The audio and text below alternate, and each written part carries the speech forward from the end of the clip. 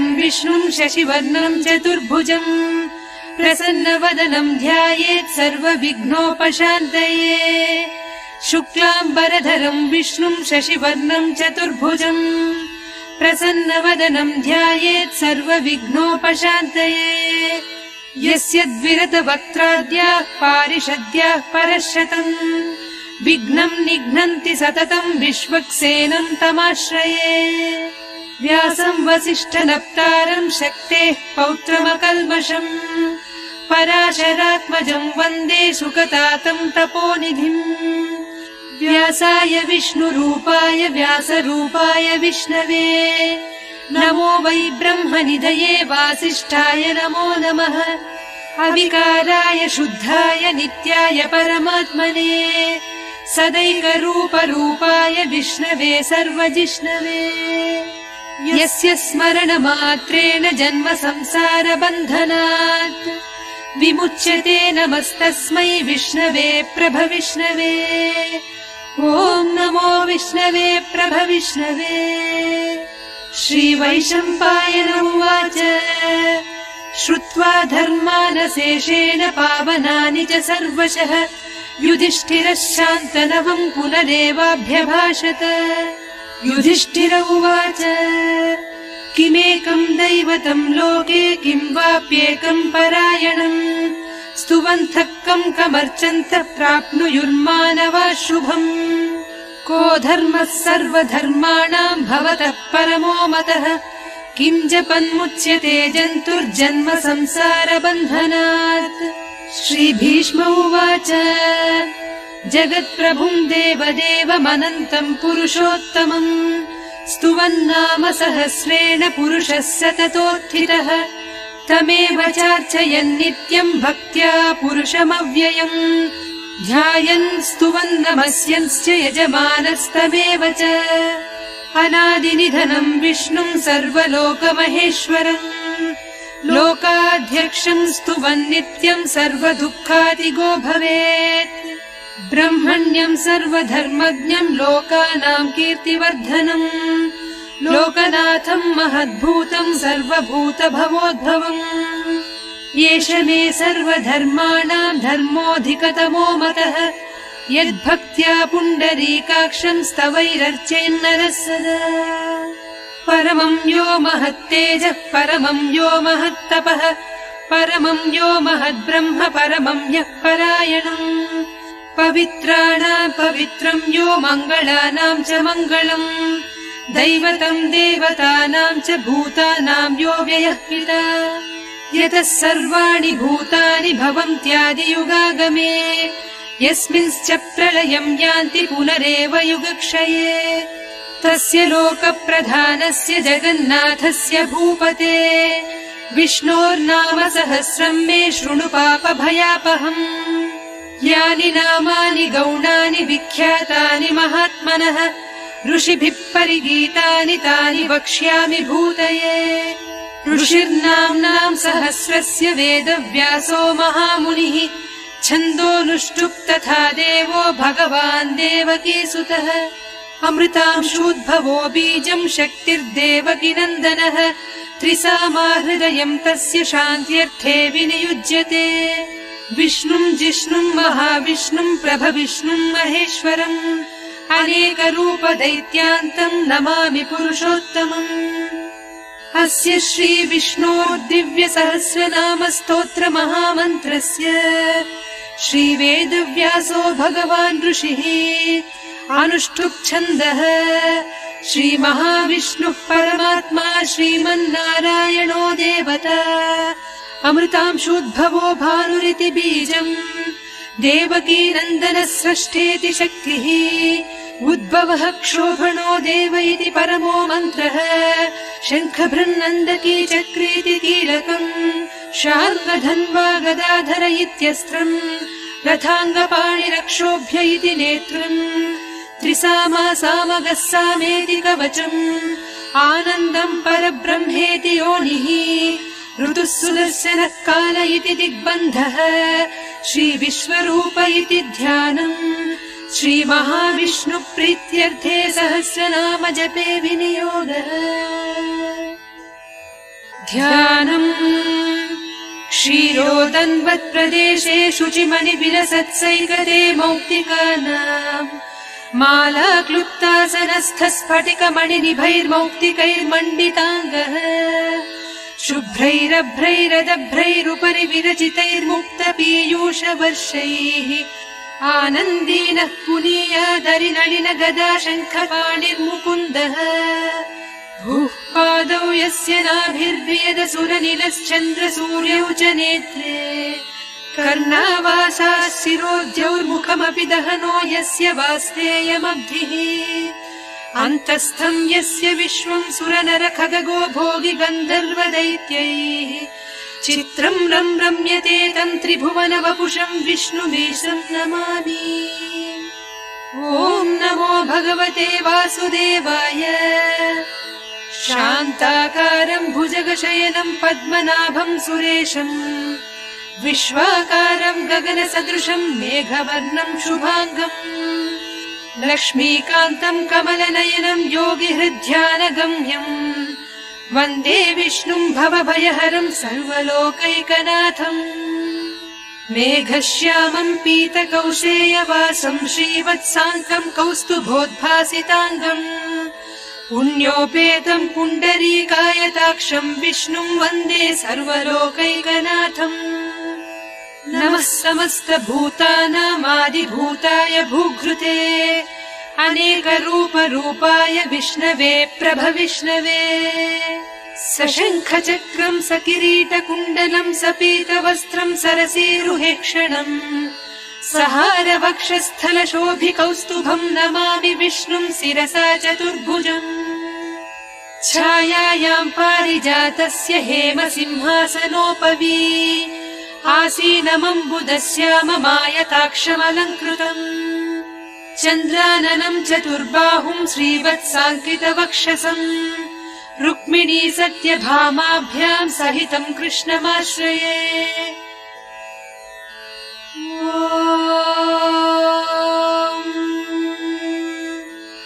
विश्वम् विष्णुर्वषट्कारो भूतभव्यभवत्प्रभुः भूतकृद्भूतभृद्भावो भूतात्मा भूतभावनः भूतात्मा परमात्मा च मुक्तानाम् परमागतिः अव्ययः पुरुषः साक्षी क्षेत्रज्ञोऽक्षर एव च योगो योगविदाम् नेता प्रधानपुरुषेश्वरः नारसिंहवपुः श्रीमान् केशवः पुरुषोत्तमः सर्वः शर्वः शिवस्थाणुर्भूतादिर्निधिरव्ययः सम्भवो भावनो भर्ता प्रभव प्रभुरीश्वरः स्वयम्भूः शम्भुरादित्यः पुष्कराक्षो महास्वनः अनादिनिधनो धाता विधाता धातुरुत्तमः अप्रमेयो हृषीकेशः पद्मनाभो वरप्रभुः विश्वकर्मा मनुस्त्वष्टा स्थविष्ठस्थविरो ध्रुवः अग्राह्यः शाश्वतः कृष्णो लोहिताक्षप्रतर्दनः प्रभूतस्त्रितकुब्धाम पवित्रम् मङ्गलम् परम् ईशानः प्राणदः प्राणो ज्येष्ठः श्रेष्ठः प्रजापतिः हिरण्यगर्भो भूगर्भो माधवो मधुसूदनः ईश्वरो विक्रमी धन्वी मेधावी विक्रमक्रमः अनुत्तमो दुराधर्षः कृतज्ञकृतिरात्मवान् सुरेशः शरणम् शर्म विश्वरेताः प्रजाभवः अहः संवत्सरो व्याळः प्रत्ययः सर्वदर्शनः अजः सर्वेश्वरः सिद्धः सिद्धिः सर्वादिरच्युतः वृषाकपिरमेयात्मा सर्वयोगविनिःश्रुतः वसुर्वसुमनाः सत्यः समात्मा संमितः समः अमोघः पुण्डरीकाक्षो वृषकर्मा वृषाकृतिः रुद्रो बहुशिरा बभ्रुर्विश्वयोनिः शुचिश्रवाः अमृतः शाश्वतस्थाणुर्वरारोहो महातपाः सर्वगः सर्वविद्भानुर्विश्वक्सेनो जनार्दनः वेदो वेदविदव्यङ्गो वेदाङ्गो वेदवित्कविः लोकाध्यक्षः सुराध्यक्षो धर्माध्यक्षः कृताकृतः चतुरात्मा चतुर्व्यूहश्चतुर्दंष्ट्रश्चतुर्भुजः भ्राजिष्णुर्भोजनम् भोक्ता सहिष्णुर्जगदादिजः अनघो विजयो जेता विश्वयोनिः पुनर्वसुः उपेन्द्रो वामनप्रांशुरमोघः सुचिरूर्जितः अतीन्द्रः सङ्ग्रहः सर्गो धृतात्मा नियमो यमः वेद्यो वैद्यः सदा योगी वीरः माधवो मधुः अतीन्द्रियो महामायो महोत्साहो महाबलः महाबुद्धिर्महावीर्यो महाशक्तिर्महाद्युतिः अनिर्देश्य वपुः श्रीमान् अमेयात्मा महाद्विधृत् महेश्वासो महीभर्ता श्रीनिवासः सताङ्गतिः अनिरुद्धः सुरानन्दो गोविन्दो गोविदाम्बरिः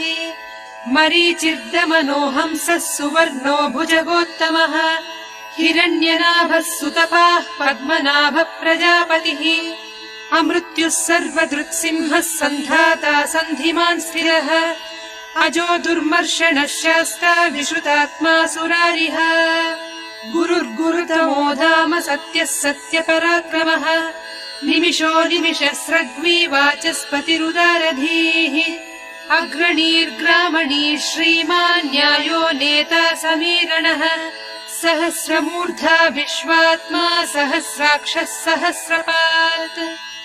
आवर्तनो निवृत्तात्मा संवृतः सम्प्रमर्दनः अहः संवर्तको वह्निरनिलो धरणीधरः सुप्रसाद प्रसन्नात्मा विश्वसृड्विश्वभुग्विभुः सत्कर्ता सत्कृतः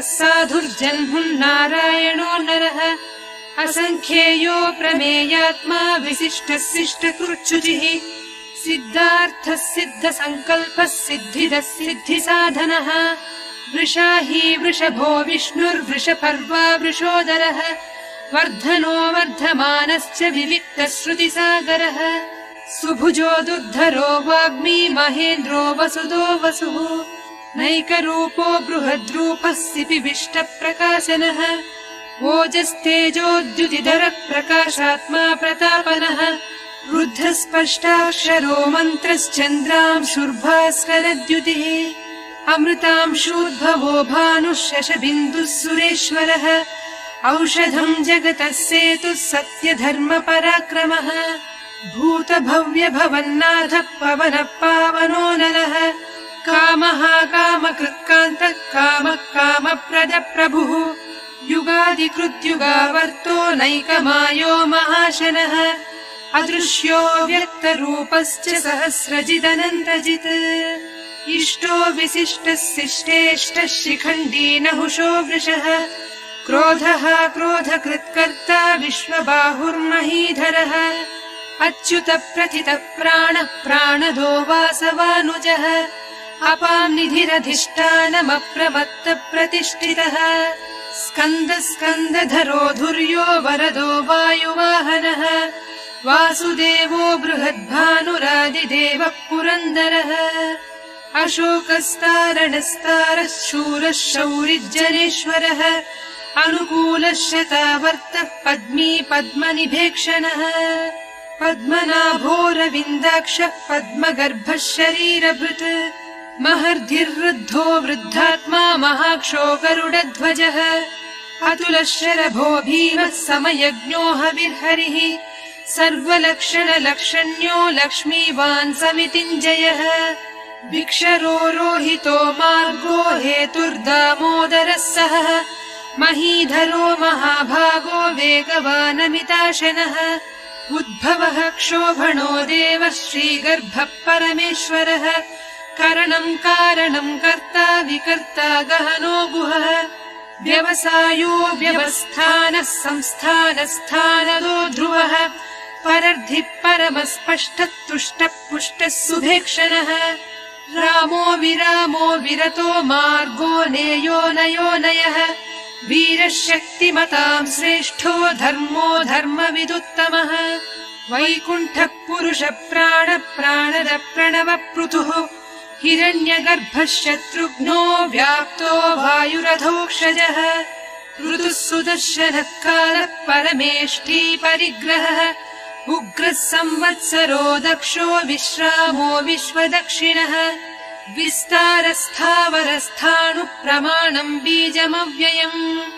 अर्थोऽनर्थो महाकोशो महाभोगो महाधनः अनिर्विण्णस्थविष्ठो भूर्धर्मयूपो महामखः नक्षत्रनेमिर्नक्षत्री क्षमक्षामः समीधनः यज्ञयुज्यो महेज्यश्च क्रतुः सत्रम् सताङ्गतिः सर्वदर्शी विमुक्तात्मा सर्वज्ञो ज्ञानमुत्तमम् सुव्रतः सुमुखः सूक्ष्मः सुघोषः सुखदः सुहृत् मनोहरोजितक्रोधो वीरबाहुर्विदारणः स्वापनः स्ववशो व्यापी नैकात्मा नैककर्मकृत् वत्सरो वत्सलो वत्सी रत्नगर्भो धनेश्वरः धर्मगुब्धर्मकृद्धर्मी सदसत्क्षरमक्षरम् अविज्ञाता सहस्रांशुर्विधाता कृतलक्षणः गभस्तिनेमिः सत्त्वस्थः सिंहो भूतमहेश्वरः आदिदेवो महादेवो देवेशो देवभृद्गुरुः उत्तरो गोपतिर्गोप्ता ज्ञानगम्यः पुरातनः शरीरभूतभृद्भोक्ता कपीन्द्रो भूरि दक्षिणः सोमपोमृतपः सोमः पुरुजित्पुरुषत्तमः विनयो जयः सत्यसन्धो दाशार्हः सात्वताम् पतिः जीवो विनयिता साक्षी मुकुन्दोमितविक्रमः अम्भोनिधिरनन्तात्मा महोदधिशयोऽन्तकः अजो महार्हः स्वाभाव्योजिता मित्रप्रमोदनः आनन्दो नन्दनो नन्दः सत्यधर्मात्रिविक्रमः महर्षिः कपिलाचार्य कृतज्ञो मेदिनीपतिः त्रिपदस्त्रिदशाध्यक्षो महाशृङ्गकृतान्तकृत् महावराहो गोविन्दः सुषेणः कनकाङ्गदी गुह्यो गभीरो गहनो गुप्तश्चक्रगदाधरः वेधास्वाङ्गोजितः कृष्णो दृढः सङ्कर्षणोच्युतः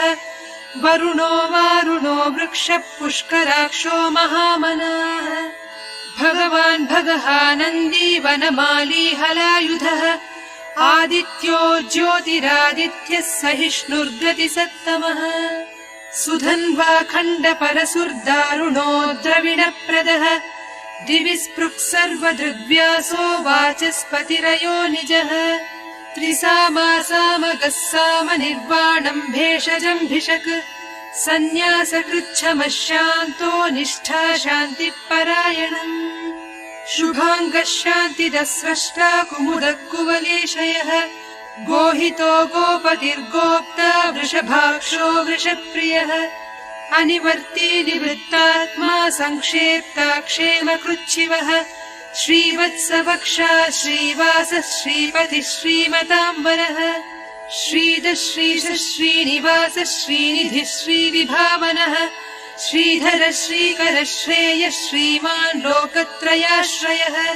स्वक्षः स्वङ्गः शतानन्दो नन्दिर्ज्योतिर्गणेश्वरः विजितात्मा विधेयात्मा सत्कीर्तिश्छिन्न संशयः उदीर्णः सर्वतश्चक्षुरनीशः शाश्वतस्थिरः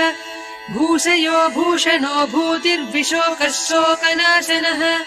अर्चिष्मानर्चितः कुम्भो विशुद्धात्मा विशोधनः अनिरुद्धो प्रतिरथः प्रद्युम्नोमितविक्रमः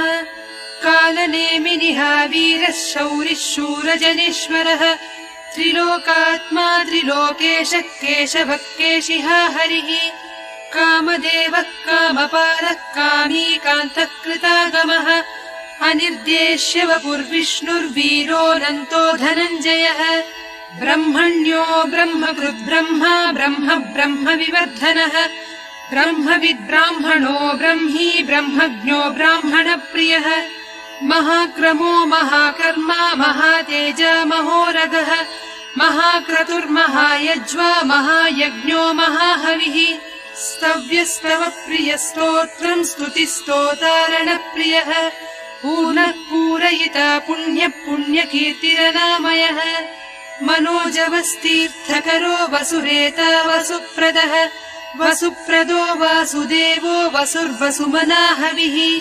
सद्गतिः सत्कृतिः सत्ता सद्भूतिः सत्परायणः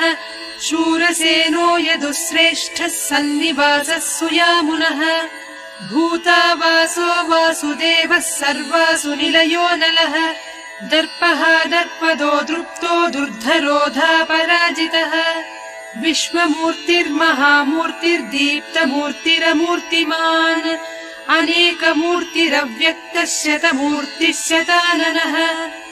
एकोनैकः स वक्तः किम् यत्तत्पदमनुत्तमम् लोकबन्धुर्लोकनाथो माधवो भक्तवत्सलः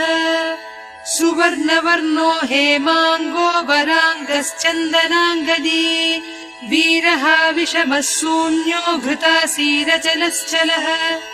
अमानीमानदो मान्यो लोकस्वामी त्रिलोकधृत् सुमेधा मेधजो धन्यः सत्यमेधाधराधरः तेजो वृषोद्युतिधरः सर्वशस्त्रभृताम्बरः प्रग्रहो निग्रहो व्यग्रो नैकः शृङ्गो गदाग्रजः चतुर्मूर्तिश्चतुर्बाहुश्चतुर्व्यूहश्चतुर्गतिः चतुरात्मा चतुर्भावश्चतुर्वेदविदेकपात् समावर्तो निवृत्तात्मा दुर्जयो दुरतिक्रमः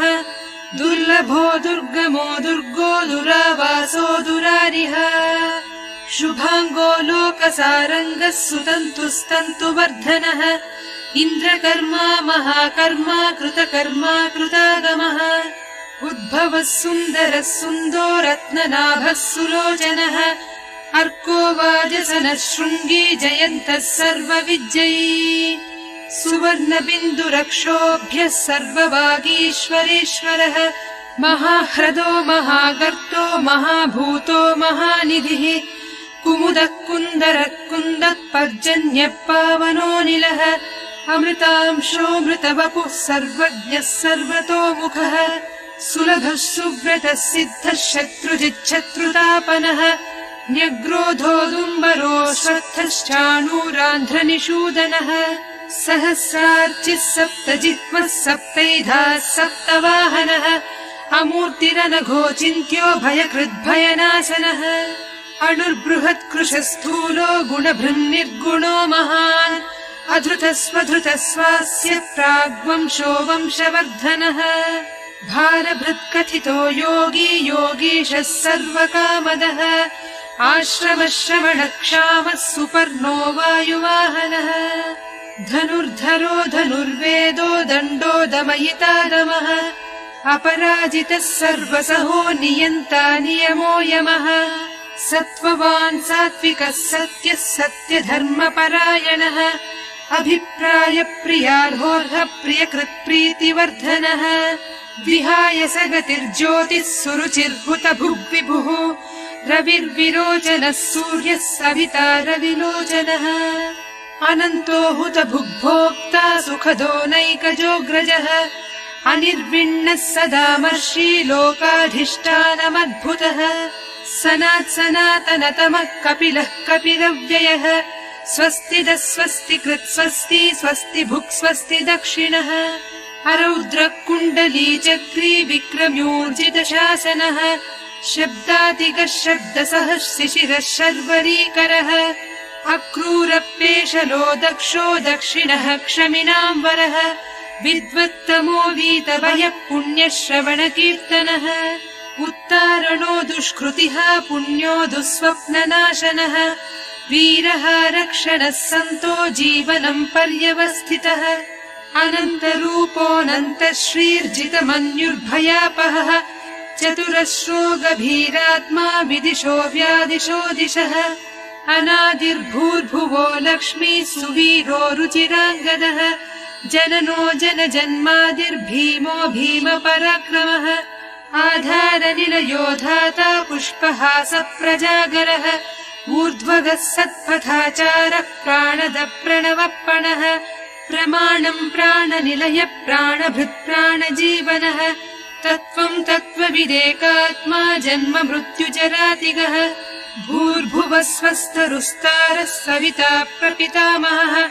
यज्ञो यज्ञपतिर्यज्वा यज्ञाङ्गो यज्ञवाहनः यज्ञभृद्यज्ञकृद्यज्ञी यज्ञभुग्यज्ञसाधनः यज्ञान्तकृद्यज्ञगुह्यमन्नमन्नादयेव च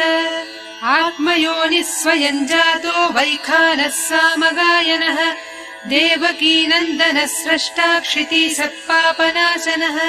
शङ्खभृन्नन्दकी चक्री शार्ङ्गधन्वा गदाधरः रथाङ्गपाणिरक्षोभ्यः सर्वप्रहरणायुधः श्रीसर्वप्रहरणायुध वो नम इति वनमाली गदीशाङ्गी शङ्खी चक्री च नन्दकी श्रीमन्नारायणो विष्णुर्वासुदेवोऽभिरक्षतु वनमाली गदीशाङ्गी शङ्खी चक्री च नन्दकी श्रीमन्नारायणो विष्णुर्वासुदेवोऽभिरक्षतु श्रीवासुदेवोऽभिरक्षत्वो नम इतीदम् कीर्तनीयस्य केशवस्य महात्मनः नाम्नाम् सहस्रम् दिव्यानामशेषेण प्रकीर्तितम् य इदम् शृणुयान्नित्यम् यश्चापि परिकीर्तयेत् नाशुभम् प्राप्नुयात् किञ्चित् सोमुत्रेह च मानवः वेदान्तगो ब्राह्मणः स्यात् क्षत्रियो विजयी भवेत् वैश्यो धनसमृद्धः स्यात् शूद्रः सुखमवाप्नुयात् धर्मार्थी प्राप्नुयात् धर्ममर्थार्थी चार्थमाप्नुयात् कामानवाप्नुयात् कामी प्रजार्थी चाप्नुयात् प्रजाः भक्तिमान्यः सदोत्थाय शुचिस्तद्गतमानसः सहस्रम् वासुदेवस्य नाम्नामेतत् प्रकीर्तयेत् यशः प्राप्नोति विपुलम् याति प्राधान्यमेव च अचलाम् श्रियमाप्नोति श्रेयः प्राप्नोत्यनुत्तमम् न भयम् क्वचिदाप्नोति वीर्यम् तेजश्च विन्दति भवत्यरोगो द्युतिमान् बलरूपगुणान्वितः रोगार्तो मुच्यते रोगात् बद्धो मुच्येत बन्धनात् भयान्मुच्येत भीतस्तु मुच्येतापन्नापदः दुर्गाण्यतितरत्यासु पुरुषः पुरुषोत्तमम् स्तुवन्नाम सहस्रेण नित्यम् भक्तिसमन्वितः वासुदेवाश्रयो मर्त्यो वासुदेवपरायणः